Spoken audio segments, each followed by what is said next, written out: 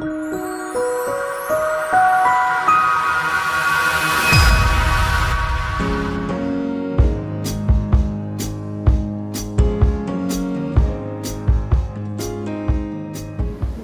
everyone, my name is Ellen Burns and I'm a reading specialist at Cedar Elementary. Good evening, everyone. My name is Anastasia Frank, and I'm a reading specialist at Cedar Elementary as well. Good evening and welcome everyone. I'm Megan Kayafa. I'm a reading specialist here at Center School.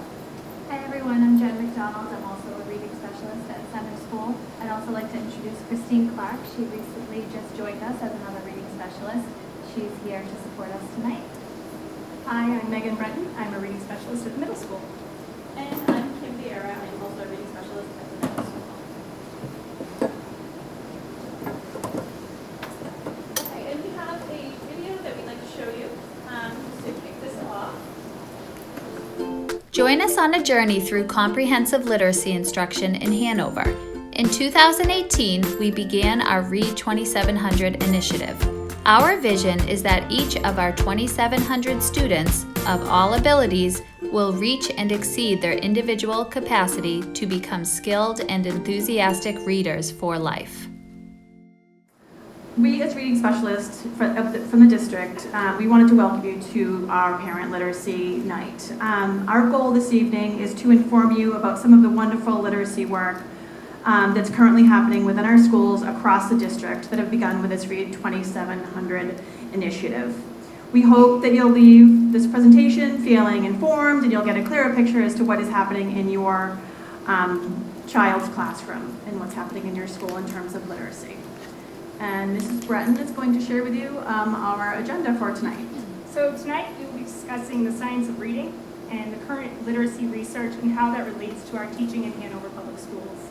We will walk you through our word study program, Fundations, and our phonemic awareness initiative, the Haggerty Phonemic Awareness Curriculum. In addition, we will dive into Reader's Workshop and what that looks like in our schools. And before you leave, we will provide you with additional resources, some tools, some tips and tricks to use at home with your child. Finally, we will share our plans for future literacy conversations and events in Hanover. I'm going to turn it over to Anastasia, who will begin discussing the science of reading. So I wanted to take a few minutes of your time to go over the scientific knowledge behind how students learn to read, and as that knowledge guides our instructional decisions behind literacy. I'm going to read you a quote that provides some insight into the invisible world of reading. People manage to be good at reading without knowing much about how they do it. Most of what goes in reading is subconscious.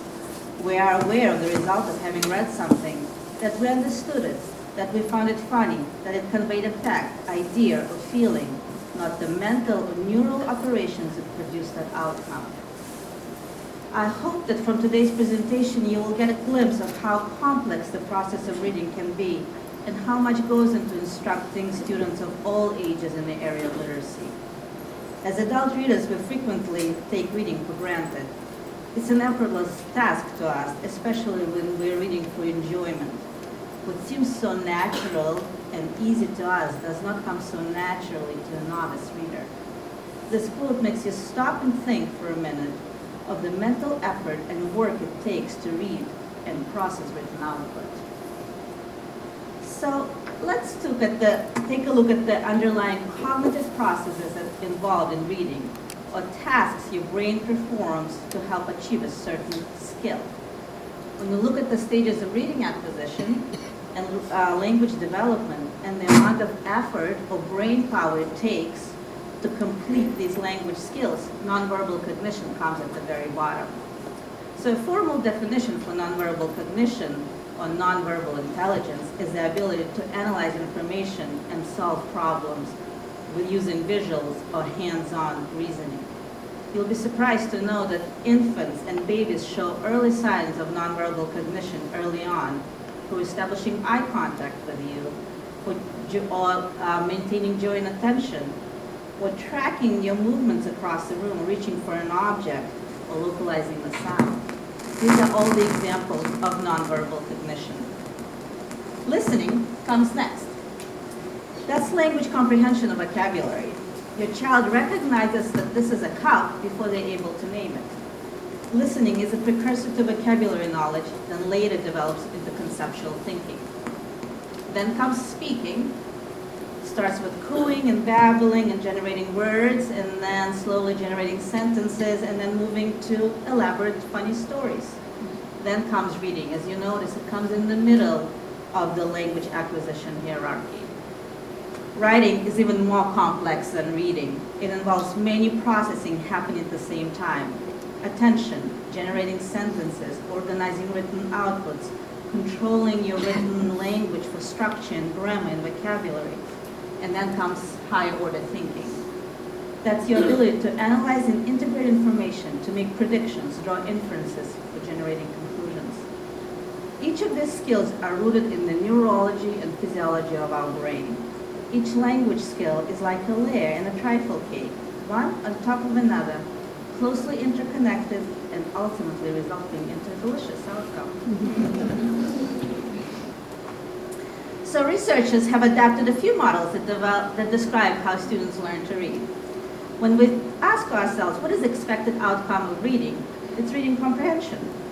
The premise behind the simple view of reading is that reading comprehension results from two components: strong word recognition.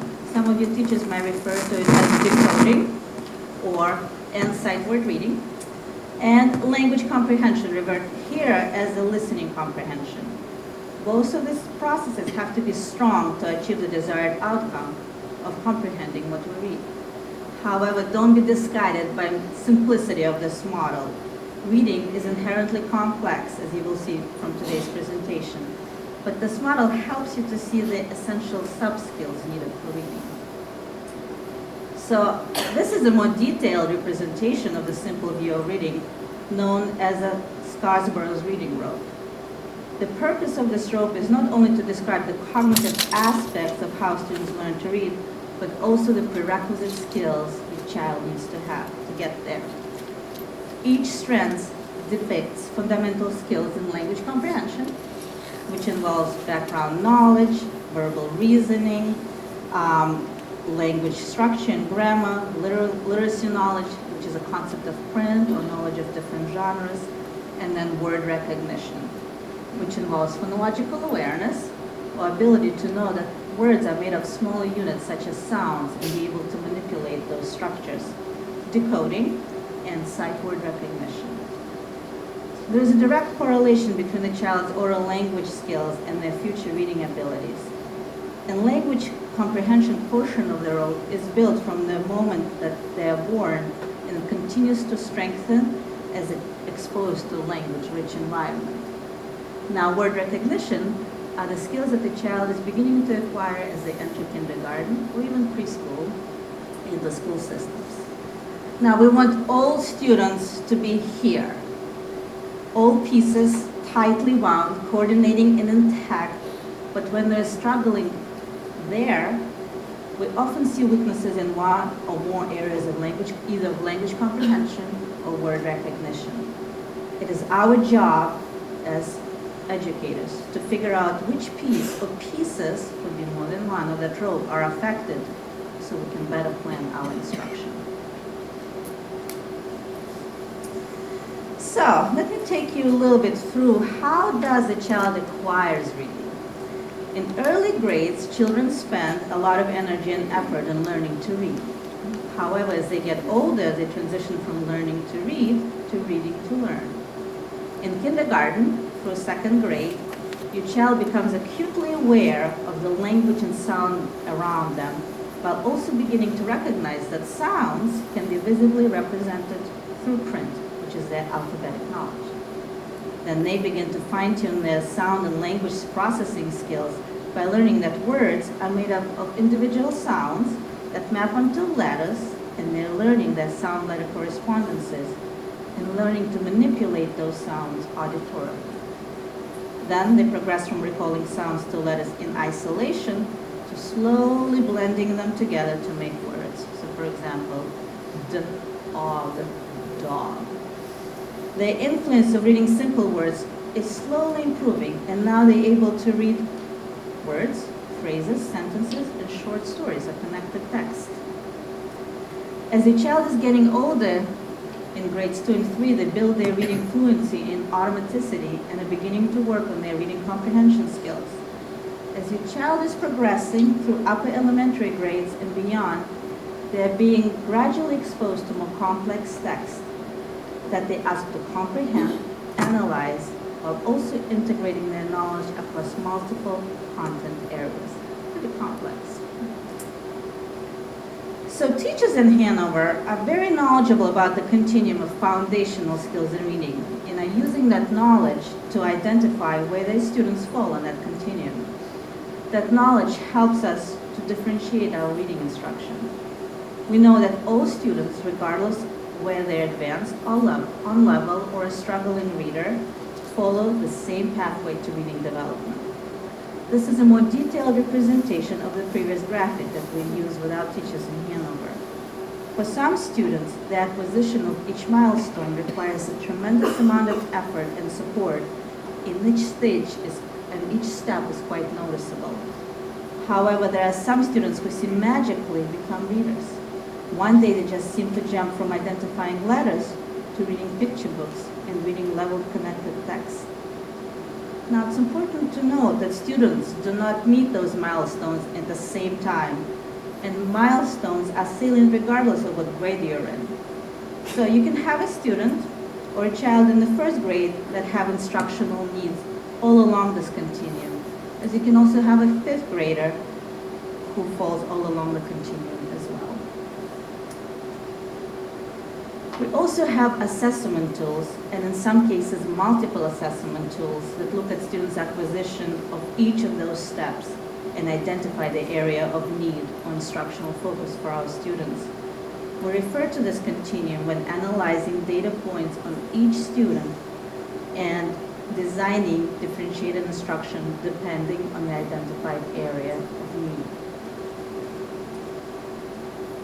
So our instructional decisions, as you can see, are heavily rooted in reading research.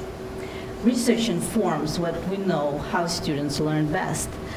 So to give you a little bit of history, in 1999, Congress convened a National Reading Panel to review more than 100,000 studies on how children learn to read. So in 2000, that analysis made it clear that the best approach to reading instruction is the one that incorporates explicit instruction and phonemic awareness, systematic phonics instruction, expanding vocabulary knowledge, methods to improve fluency, and ways to enhance comprehension. These are known as 5 essential components of reading. As you can see, these 5 components continue to be supported by research even 20 years later. When we talk about reading, we need to talk about literacy. And one component that was missing from the original study in the 2000 is written language and how it should be an essential part of any English language art program. So that's why our graphic represents 5+1 components of reading instruction that was not part of the original study. Now here in Hanover, we have multiple programs that address all 6 components of literacy instruction. We have Haggerty Phonemic Awareness curriculum, kindergarten through 2nd grade. We use Fundations word study program, kindergarten through 3rd grade. And through kindergarten and 8th grade, we have Reader's Workshop. So Ellen and Jen will be speaking next about the Fundations word study program here in our schools. So I would like to share with you one of the initiatives we've been implementing this year, Fundations. As part of our needs assessment, we identified the need to implement a strong word study program that addresses the 5+1 reading components that Anastasia spoke about. Therefore, we've implemented Fundations in kindergarten through 3rd grade.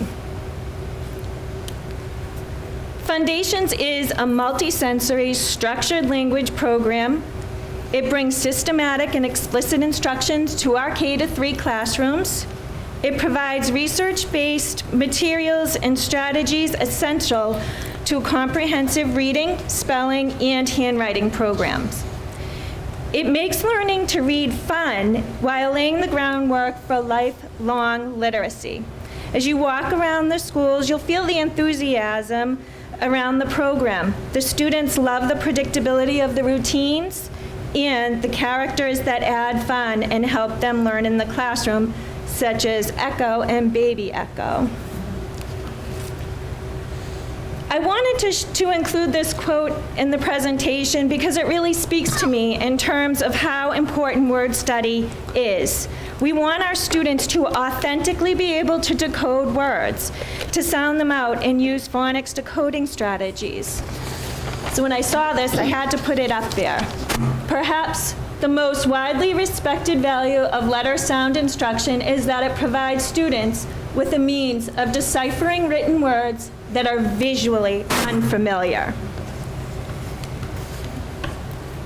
Students in grades K through 3 receive a systematic program in critical foundation skills, emphasizing phonemic awareness, phonics and word study, high-frequency words, or what they may refer to as trick words at home, reading fluency, vocabulary, comprehension, handwriting, and spelling. The instruction is integrated into each component of the lesson activities. Fundations builds a foundation for reading comprehension. Reading is a complex process that develops over time, and your child is working hard on the critical skills they need to achieve their reading goals. So students develop these foundational skills in many ways. The teacher explicitly teaches all concepts and skills to students through explanation and modeling. Teacher demonstrates by using manipulatives to accompany explanations. All learning involves active participation. The Fundations program is systematic and sequential. Fundations follows a scope and sequence, and all concepts build on skills previously learned. It spirals back to previously taught concepts, so students have multiple opportunities to practice. Next slide. The multisensory experiences activate learning pathways and produce multiple representations in working memory to strengthen the storage to long-term memory. Rather than students sitting back and listening to a teacher talk and having only one part of their brain activated, they are seeing, listening, speaking, and using kinesthetic methods through touch or body movements in order to activate multiple parts of the brain. Ellen and I will continue to go through some of the components of the program to show you what this looks like in the classroom. So in the classroom, here's Mrs. Gibbons' kindergarten classroom, and as you can see, if we take a look around, you see our characters helping the students learn the new letter of the day with their letter keyword sound card. T, top, t, and they'll repeat that back as Mrs. Gibbons goes through her lesson. Here you can see that one of the things that they do and one of the things that the students really enjoy is having Mama Echo come out and work with them on their sound. So she's flying around the classroom and they're continuing to build their foundation, identifying the letter G. In this video, the students are getting ready to learn all about the letter D. So let's see what happens when we do that in the classroom. New letter today. D, dog, D. D, dog, D. Nice job. D, dog, D. D, dog, D. Very nice. As you can see, they're very aware of the routines and really enjoy having that opportunity to learn new things. As Anastasia mentioned, phonemic awareness is the ability to hear, identify, and manipulate the individual sounds or phonemes in spoken words. It is a strong predictor for reading achievement. Understanding how sounds are linked. What makes the k sound? What sounds are in the word cat? Fundations builds a solid foundation in letter association. It uses knowledge of phoneme segmentation, breaking up sounds in words. It helps students to begin to map and link sounds to letters that represent them and the predictable relationships between written letters and spoken sounds, and helping students acquire an understanding of the alphabetic principle. Here in Mrs. Driscoll's kindergarten classroom, students are actively engaged in listening to the letter sounds and matching them on their boards as they sit around the rug together. The teacher incorporates the elements of the Fundations program for multisensory learning to support the students, and they're all having fun with Fundations. Once a sound is introduced, the letters are reinforced with the standard sound cards. So you can see the chart in the background, and your child takes an active role in this part of the lesson. They use their friend Baby Echo to work with their classmates and reinforce these sounds. In Mrs. Chandler's classroom, the students know just how important it is to be ready to listen to the classroom leader, because they are the leader at this point, and they are reviewing those sounds that they've learned, and they're adding new ones every day. Students then practice these letters and sounds and apply it to their handwriting. There is a strong link between seeing, hearing, and then creating these letters. It solidifies the process for easy retrieval later on. Students hear cues that help them know where to begin and end letters. It is important that they begin to recognize these lowercase letters, as they will come across them often in print. This is important as they continue to grow as readers. They first skywrite the letters, and then they practice it on paper. So here they are getting ready to do some skywriting. Do I see everyone's arm ready? Okay. Our S is a plain line, round letter. What line do you think it starts on? Our plain line. Very good. Point to the plain line. Trace back as it curves in, and then go back again and lands on the grass line. S snakes. S snakes. Awesome job, friends. All right, have a seat. Nice work. After students are introduced to the letters, they then begin tracing them in their books. They make the association between the letter sound and the formation, and as they begin to read, they will encounter many of these lowercase letters, and this will support their understanding as they're looking at the printed text. This is Mrs. Sharp's first grade classroom, and the children are now getting ready to write out new words. They use tapping to guide their thinking. As children progress in their skills, they start to learn how to sound out and tap letters and words. This is what it looks like when they tap.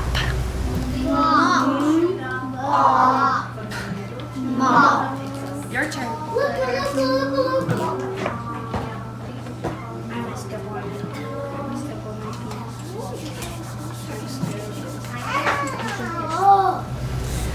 This is something that you can do at home with your child as they begin to develop their strategies, spell words, or even decode words. So when she taps, she's doing mop. And it's something that your child's very familiar with, so if you talk to them about that strategy, they would be able to share that with you. Sometimes they like to tap on the table, and that's okay too, but it's a great strategy for them to be using at home as they're sitting with you and trying to work on some of those words. Your child is also doing dictation in class. The teacher is always monitoring the students' progress and observing to determine their needs as she walks around the classroom to see how they're doing with forming their sentences and utilizing all their strategies. So now Jen is going to give you a glimpse as to what it will look like in 2nd and 3rd grade. Students are also taught how to read and spell high-frequency words, which Fundations calls trick words. These trick words may not follow a regular spelling pattern. Students must memorize these words and be able to read with automaticity. They come from the Fry word list, which are the words most commonly used in reading and writing. Many of these words are irregular and can't be sounded out, which is why they have to rely on memory. For instance, the word does, if we were to sound that out, they would say does, but since it is spelled D-O-E-S, they must learn how to memorize the spelling of that word. Sometimes words can be sounded out, but students may not have learned that phonics concept yet. For instance, a word like she, students will eventually be able to sound that out, but if they haven't learned that long E sound yet, and they're expected to read it in text, they would learn it as a trick word before they get to that concept. This term, trick words, helps students to get in that habit of relying on memorization techniques to read and spell these words. It's almost like, the term is almost like a stop sign to students to remind them that they can't sound these words out. So in the slide, you'll see Mrs. McKenna, grade 2, she's introducing the trick word know, K-N-O-W, and you'll see a picture of the students arm tapping. So if they were arm tapping the word no, they would do K-N-O-W, no. This is a multisensory method for learning trick words. After students learn the foundational consonants and vowels, they transition into more difficult phonics patterns such as digraphs. A digraph is when two letters are combined and make one sound, such as ch, like in chip. They also learn glued sounds like ang, ing, ong, unk, ink. These are called glued sounds because although you can hear each sound, it's hard to separate them, so they learn them as one vowel unit. As they get into these complex patterns, the previous patterns are constantly practiced through drill and practice with building and reading words. Dictation now evolves in grades 2 and 3. They're expected to demonstrate their knowledge and are asked to identify sounds, spell words using concepts they have learned, mark up words using their knowledge of syllable division. They're asked to spell trick words, and they're also asked to write sentences using capitalization and punctuation. This routine is used to inform instruction. Teachers will analyze their performance on dictation to determine whether students have mastered a concept. If they haven't mastered a concept, they may get more practice in a small group with the teacher. When we think about best practices in education, it's important to build in metacognitive strategies. Fundations is a successful phonics program because children are encouraged to explain their thinking and understand how they know what they know. They're not asked to memorize words for a spelling test.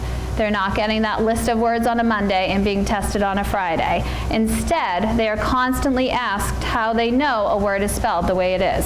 For instance, in a word like chess, they are not memorizing that it's spelled C-H-E-S-S. They're sounding it out and then learning that it needs a bonus letter S at the end because it's following the 1-1-1 spelling rule. That means that it's a one-syllable word with one short vowel and ends in one S sound. Did you all know that? They're constantly going over these spelling rules and discussing them daily. Teaching students to think about their thinking is not limited to Fundations. This is something we strive for in all areas of the curriculum, and we hope you notice that as we continue to share other examples of our literacy practices. So, spiraling off Fundations, we felt we needed even stronger support and help for our children to learn their phonemic awareness skills or advanced phonemic awareness skills. So we ran several professional developments for that purpose and adapted Haggerty phonemic awareness curriculum for our younger students. It's a fast-paced and highly engaging lessons lasting only about 10 to 12 minutes, and they address in a systematic way many phonemic awareness skills such as rhyming, isolating sounds, blending and segmenting words into syllables and sounds, and then manipulating sounds by adding, deleting, and substituting them in words. Students use a lot of hand gestures to help with manipulating sounds while they're doing those tasks auditorily. So for example, I might say footprint. The students will repeat footprint and say footprint by blending them together, making compound words. So in this video, you will see students are repeating the two words and decide if they rhyme by giving me a thumbs up, or if they do not rhyme by giving me thumbs down.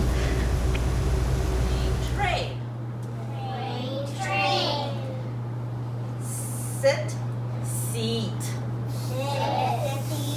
Nice job, thumbs down. My, try. My try. Excellent. 10, 6. 10, 6. It's highly engaging, the kids love it.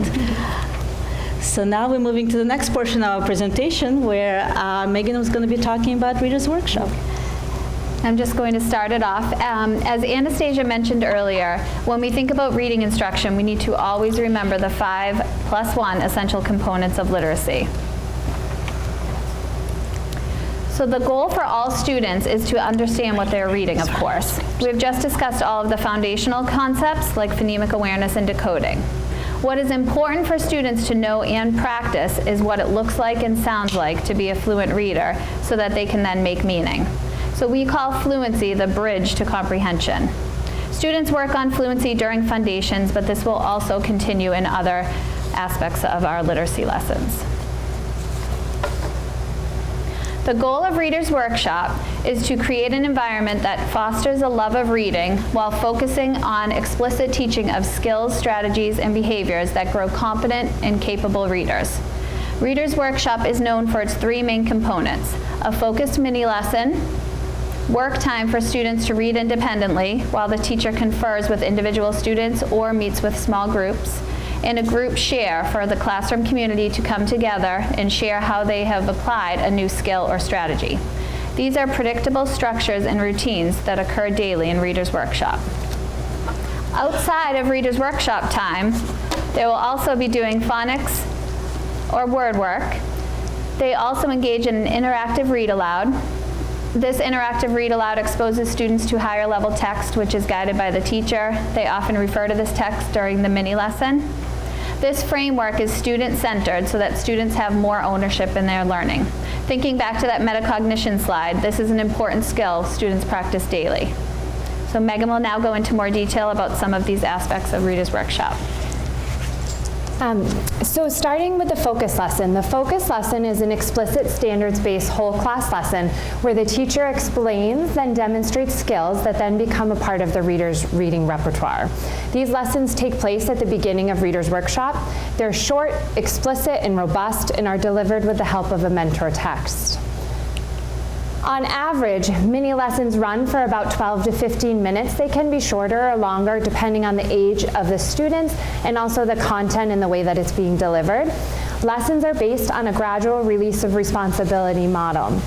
Teachers connect to what students have previously learned, tell explicitly what they will teach, show students how to do it, partake in it with students while guiding them through the practice, then ask readers to go try out those skills on their own. The mini lesson includes a connection to previous learning, a teaching point, an active engagement piece where students try out targeted skills, and then a link. And that link is really used to send readers off with a job and a purpose of what they're going to do next while they're reading. Within this lesson format, skills are taught in an I do, watch me as I, then a we do, let's try together, and finally ending with a you do, now you go off and do, or do this right here in front of me. Readers may try this work out independently, they may try it out in partnerships or with the whole group.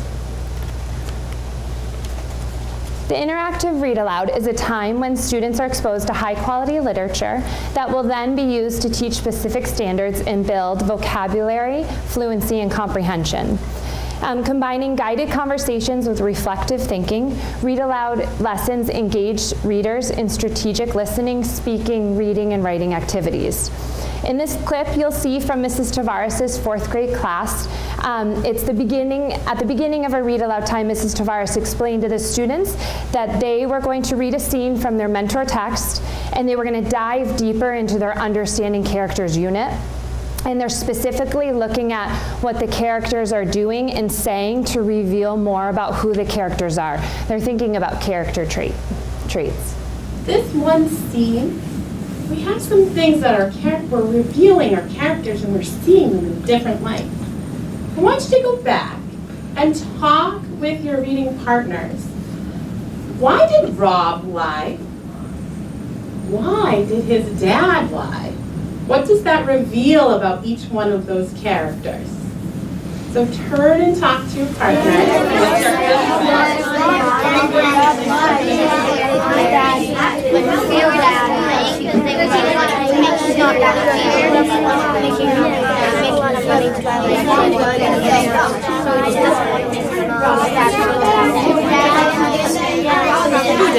Who doesn't want to make him feel bad? Doesn't want to make his dad feel bad? Okay. So you can see in that time when partnerships were turning and talking, Mrs. Tavares was going around to check in with readers. to make sure that she could prompt into what they were thinking about characters' actions and revealing more about their characters. She could give some supports in case readers had a misunderstanding. So she's really going around right then to do some formal check-ins with her readers and what they're understanding from the read aloud. Independent reading is a component of Reader's Workshop during which students are reading texts that are self-selected or they might be teacher recommended. And during this independent reading, they're working on developing fluency and automaticity, strengthening reading skills, and making meaning. Readers may be also responding to text during this time in meaningful ways, might be through writing, peer discussions, whole class discussions, maybe through sketching. Independent reading takes place after the focus lesson and before the group share. A reading conference. While students are engaged in independent reading, one of two things that you may see the teacher doing is conferring with readers. This is a one-to-one conversation between the student and the teacher. It's focused on something the student needs to learn about reading. During a conference, a teacher will listen into the reader read and will open up conversations about what is being read. This gives insight into the reader's comprehension. The teacher will first compliment the reader on something that they are doing well. The teacher is also assessing while listening into the reader about what the reader needs to work on. And then lastly, the teacher will be teaching into that targeted skill to support the reader. Conferring notes will be taken by the teacher. These notes are used to drive the compliments and teaching points in the conference with a student. Conferring notes are also used to form small group instruction based on similar next steps that readers might need. We like to think of the reading conference as a short but very targeted private lesson. The mid-workshop teaching point occurs about halfway through independent reading time. After students have engaged in independent reading, you might notice that their energy might start to wane or they might need some refocusing. This is when the mid-workshop teaching point comes in. It's a really brief teaching point. It helps to re-energize and refocus the readers, check in that they're doing the you do part of the now, this is what you're going to do with your reading time today. Make sure that they're on track for their goals for their independent reading time, and it helps to continue to support building reading stamina. The teacher may also use this time to repeat a teaching point that was previously given, a teaching point given that day, or also maybe to share observations that they've had in their conferences, talking with readers, and to highlight responses from readers that they've heard. This clip of a mid-workshop teaching point is from Mrs. Capero's 4th grade class. At the halfway point, I just want you to stop for a minute, look up. How many people already have that obvious theory? Okay, good job. So if you don't already have that sort of obvious theory, before you start to read, to do the second half of independent reading, I want you to come up with that obvious theory now. So if you haven't done that yet, come up with your obvious theory. And then I want you to use your prompt bookmark as you're reading to take that obvious theory and do some deeper thinking and grow that idea. But I don't want you to restart your reading until you already have at least the obvious theory that you're going to use to build. And you know, over time, you won't need these bookmarks, but the bookmark, if you keep it right with you, will help you sort of dig deeper and think more in a more complex way about what you're reading. Okay, so let me see that you have your obvious theory. Okay, and if you do, great. If you don't, I want you to stop now and take a break, come up with that obvious theory, and then spend the second half really building on that with your prompt. All right, good job. Mrs. Capero's mid-workshop teaching point again came from her focus lesson about deepening understanding of characters. After this mid-workshop teaching point and the readers were reminded of the tasks they were supposed to be doing, they dived back into their reading while Mrs. Capero could go do more conferring or she could pull a small group to work with. Small group instruction typically takes place during the independent reading time. In between conferences, the teacher will also teach small groups of students who have similar needs or abilities. There are many forms of small groups that teachers can do in their instruction. Some include strategy groups, guided reading groups, and literature circles, to name a few. Small groups are based on data that has been collected, observations of the readers, as well as the teachers conferring notes that they have.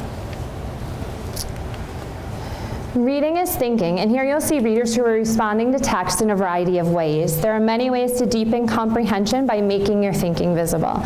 During Reader's Workshop, you'll find readers responding to text orally in partnerships with the teacher, with the class. You'll find readers who are jotting notes. You'll find readers who might be writing more in depth from those notes. You might also find readers who are sketching in response to text as well. The share time is a component of the Reader's Workshop which really builds your community, gathers the class together to discuss the learning of the day, and ties back into that link from the teaching, from the focus lesson about the work they're doing that day. It is a wonderful time to also highlight successes that readers are having and promoting accountable talk and active listening. Readers may meet as a whole class in the share or as partnerships to share their work.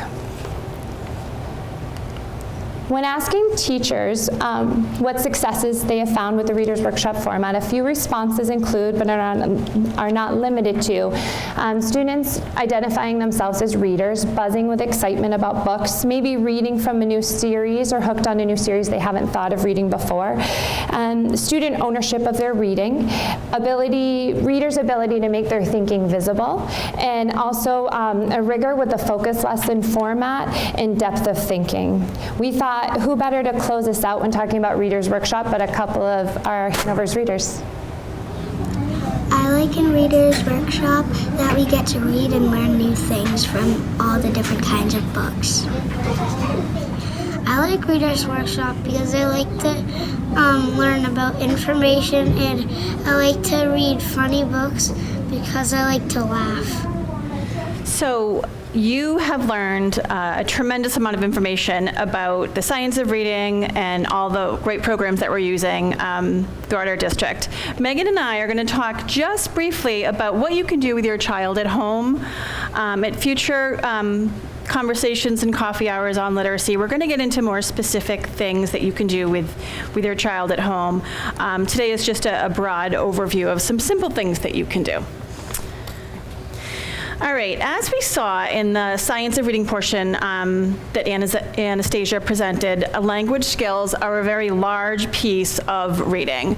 As you can see by the Scarborough's rope that Anastasia talked about, the language piece is a very large piece of that rope. So that's the focus that we wanted to talk about tonight. By fostering a language-rich environment in your home, you will be working on a critical piece of your child's literacy. And here are just some simple, easy things that you can do, and most likely many of you are already doing these. The first thing is have conversations with your child. As parents, you talk to your child every day. However, honestly, this is one of the best ways to create that language-rich environment within your home. And this is true no matter what the age that your child is, from birth right up until high school and beyond. Me being the mother of high school students, I can say that that's still really important. Our children's first exposure to language is within their families, and this naturally is going to continue to grow as your child grows. So some different things you can do through your conversations is try to use rich vocabulary with your child, with the goal of your child hearing you use the vocabulary in the correct context, in hopes also that your child will gain meaning from it, from hearing that word used correctly. Another thing that you might do to promote language-rich environment is just use interesting idioms in your everyday speak. That might apply to the situation you're talking about. For example, if it's really raining out or pouring rain, you might say it's raining cats and dogs. We all use idioms every day as we speak, and it's always amazing that some of our younger children and even children at the middle school need a little clarification as to what these idioms mean. So feel free to use those when you're talking to your child, and also kids, when they're reading, they run into these idioms as they're reading as well, so that will aid in their reading comprehension. Again, ask your child open-ended questions, such as tell me about, an experience, or why do you think that happened? You can talk about anything, their school day, it doesn't have to be school-related, a football game, a basketball game, dance class, or something going on in the world, just to promote that conversation. Through language and conversations, children can be exposed to new vocabulary and different language structures in a very natural way at home. This leads right into the next thing that you can do at home, and many of you are doing this, experiences with your child. Any activity that you do with your child will help them build the background knowledge and the vocabulary in order to support their reading comprehension. And background knowledge is something that we as teachers work on a lot in order to promote reading comprehension, but you can do this at home. The background knowledge is knowledge of the world that we live in, and it allows us to connect with the world around us. Whether the experience that you do with your child is a simple everyday thing like going to the grocery store or a trip to the grandparents' house or a train ride to Boston or bigger things like a family vacation. These experiences will expose children to the world that they live in and build this background knowledge, which is critical for reading comprehension. Just a quick example. If they've been on a train before, train ride to Boston, train ride anywhere, and they're reading about a character that's on a train, they will be better able to connect with that reading, whether they'll be able to know what it looks like to be on a train, what it feels like, the rumbling, and what it smells like, so they'll be able to really connect with that. So any experience that you do brings background knowledge. And this also obviously connects back to conversations. Through experiences, you're having conversations. So that will further promote the use and exposure to vocabulary and language. Then the final thing is reading for enjoyment. So read with your child at any age and try to make it reading for pleasure, not necessarily, to teach your child, but try to make it an enjoyable situation for them, for you and your child. And there are many different ways to read with your child, and it's different for every child across, even within a family. What's good for one child might be something else might work for another child. So if your child would prefer, maybe your child's younger and your child would prefer you read, that's fine, you read to them. If your child is maybe an older child and likes the audiobooks, let them read the audiobooks. Maybe you have a middle school child that wants to read on their own. Let them read on their own, but perhaps ask some comprehension questions. Tell me about some characters. Tell me about what happened when you read. So anything to promote that conversation. And also just whatever you need to do to try to foster that environment where reading is done for enjoyment is the true goal here. And Megan is going to talk to you about some resources that she has collected. Thank you. So I just put together some resources. The resources for reading are endless. Just some that I've come across as both a teacher and a mom. I've listed up here. We'll dive into some deeper and further conversations that we have around literacy. So one that I like to use is Storyline Online. This offers free books read aloud by famous people. If your child has a favorite actor or athlete, Storyline allows that opportunity for that read aloud from that person. I mean, who can resist Betty White reading Harry the Dirty Dog? I mean, it's pretty exciting. This can be helpful for your reluctant reader, but also, honestly, you're getting dinner ready, it's nice to put it on. My kids actually like it streamed onto the television at home. So just we use the streaming and it comes on and there's Betty White. Again, can't miss her in my living room. So that's one resource. We also have on our Hanover Public Schools website, we have our celebrities from Cedar reading from the Cedar School Storytime, so you get to listen to your teachers read. Another thing, you can stream right on your iPad, on your phone, or on the TV, whatever your child might like to read. Even if you have an older child at the middle school, you can use that. It's nice to see those teachers again, and they're reading you a story, and there's so much value in picture books, even for older children, to hear that read aloud. It's an exciting thing to do. In addition, Reading Rockets is a website that has an endless amount of resources around literacy. There's lots of information about programs that are out there, apps, and research articles. In addition to these other online resources, we can't forget about our local library. We're really lucky. We have this beautiful library in Hanover, the John Curtis Library. A trip to the library, as Mrs. Vieira just described, can provide an experience, and that's immeasurable in itself. So this allows for children to browse, read, borrow books, and foster that love and enjoyment of reading. Within the John Curtis Library, I don't know if any of you have ever experienced this, but you can go on the Overdrive app, it's on your iPad, and you can download both digital digital books is often with the audio piece, which is a nice feature. In addition to that, there's Audible, which many of you probably know about, also download audiobooks. There's a lot of power in podcasts because they're free, but also because they're a great way to build language comprehension and visualizing. They're available on iTunes, Audible, and many other apps out there. Another resource I put up there, though, is commonsense.org. Common Sense allows for you to determine if a specific podcast, could be a book, even movies are on there, is appropriate for your child. So if you're skimming podcasts and you're like, I don't know if this is appropriate for my kid, I don't know if this is something that my 6-year-old should be listening to or my 12-year-old should be, Common Sense gives you a sense of that. It's a very helpful website I've found. If you haven't already checked out the elementary toolkit, on our Hanover Public Schools website, you can look under the student section on both the Cedar and the Center websites. This has more information about what we discussed tonight, but also different activities that you can do at home for your child to build phonemic awareness. There's some phonics activities on there as well. And if you didn't check out our podcast last year, the Hanover Public Schools podcasts around Reading Workshop, please do that. It was a lot of fun to put together. Those had reading specialists and our teachers discussing our success in Reading Workshop last year. So if you haven't had a chance to check that out, please do. There's also on our homepage, Read 2700, there's a link on there too that gives you all of this information and more. Lastly, your child's teacher and reading specialists are wonderful resources for your child's reading, for your child. I'm confident in saying that your children, as reading specialists and as teachers, know your children's reading well, as you saw through all of the presentation we had tonight, and can provide ways to build that love of reading at your home and the language comprehension within your home. So if you have any questions about that, we'll talk about that in a few minutes, but please don't hesitate to ever ask any one of us. Turn it back to you. If I can make sure, there we go, okay.